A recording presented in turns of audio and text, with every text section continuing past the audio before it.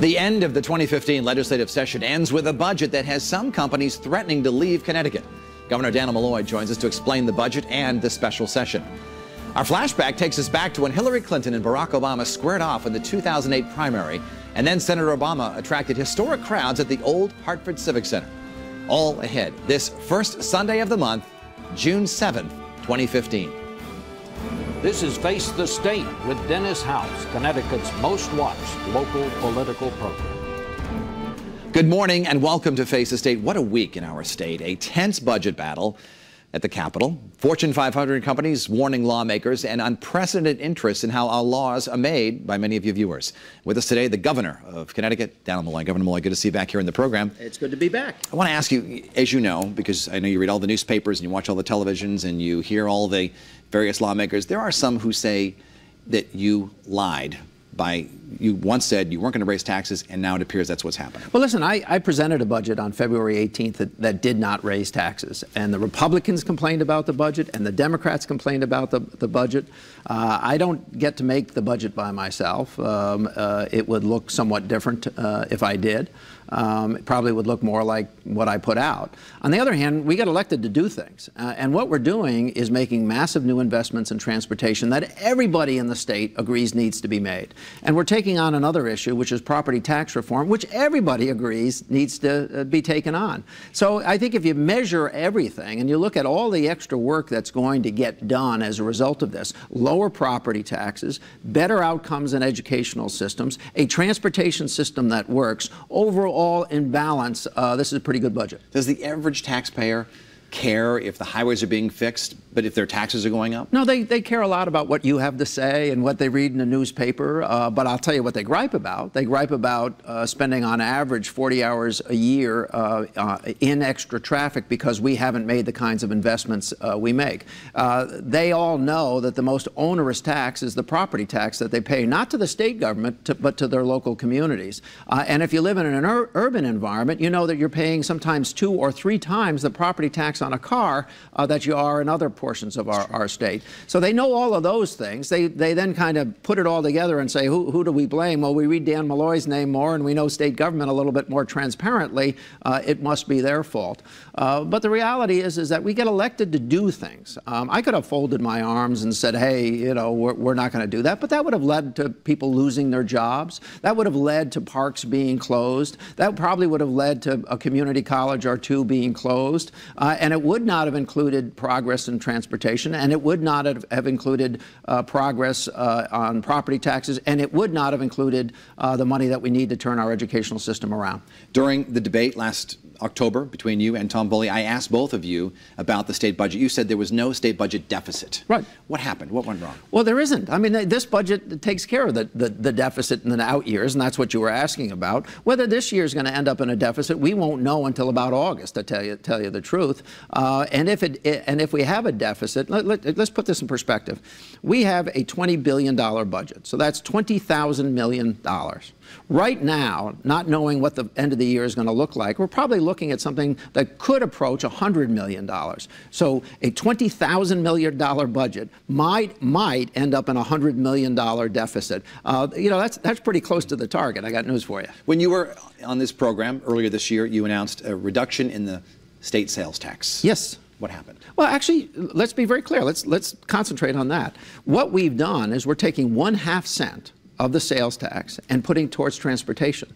That will allow us to do tens of billions of dollars worth of work on projects. Now, right where we sit when we record or when we're on TV with you, we're within a stone's throw of a bridge that has an entrance to get across the Connecticut River of 1 lane. It is backed up hours a day, causing 88 traffic accidents a year and hours out of people's lifetime. We're going to take care of that. That's what we're going to do. But the sales tax isn't going down for the average person, which is what you said it would. But I'm not the legislature. I made that proposal. It was in my budget. I would have done that if I was both the governor and the legislature. I'm not. How disappointed are you that it didn't get through? I think, you know, listen, there are things I would have done differently, but this is it is a multi-party government. It's a multi-part government. So I don't get just to simply write the laws. I've got to work with people, and we've done a lot of work. I want to talk about your management style. There are some who say you're a very tough manager.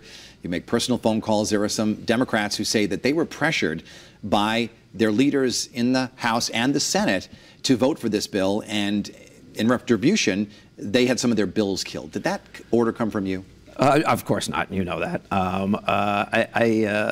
How the House Republicans and Democrats run the House, or how the Republicans or Democrats run the Senate is not representative of me. I am tough, by the way. I hold people accountable. I hold their feet to the fire. I am tough, but not when it comes to legislative matters. That is a job for the Speaker, for the President, for the minority leaders to handle. Did you personally call any of the lawmakers who were on the fence about this budget? No. Did anyone from your office at all? I don't know whether some. I mean, how do you answer that question? Well, you didn't tell anyone. No. Right. Okay. Let's talk a little bit about the big news of the week, and that's these three companies, Travelers and General Electric, came out and said that please don't cut taxes. I mean, please don't raise taxes. This will hurt our business. We may have to move some jobs out of state. Right. What's been the reaction? Because there are some people here that work for these companies who are worried that their jobs might be moving out of state. You know, I had discussions with those companies. Every one of those companies wants something to be done on transportation. Every one of those companies, or actually one of those companies, pays far more in property taxes and doesn't pay any state income tax at all. So there are, you know, what happens in these budget deliberations outside the State House as well as in the State House is issues get super heated. I think we need to work out our difficulties with our corporate partners, just as the legislature needs to work out its difficulties with its members. We're in the process of doing that. Are you concerned that New York, Michigan, Texas, other states saw this news this week and decided, hey, I'm going to call them and see if they want to set up shop in my state, that they might want to steal these businesses? You just mentioned states that we've taken jobs out of and moved them into Connecticut. Every one of those states, we've seen that happen. We've seen it happen in bioscience. We've seen it happen in the insurance industry. We've seen it happen in multiple other industries. But are you concerned that the reverse might happen now? I don't think so. I think if a company leaves now, it was because they were always planning to leave, and I don't expect that is going to happen. But it could. But we have gained. Listen, our unemployment rates at a record low for since the Great Recession.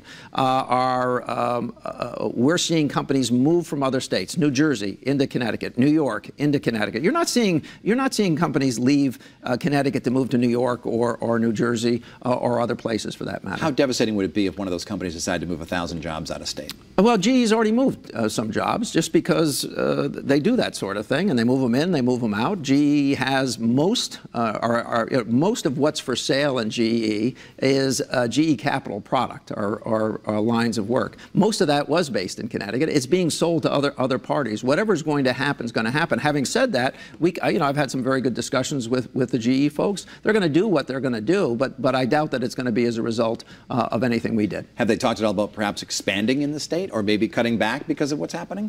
They have major portions of their company, and the portions that are for sale are based in Connecticut currently. That's the reality. That's what the old GE Capital was.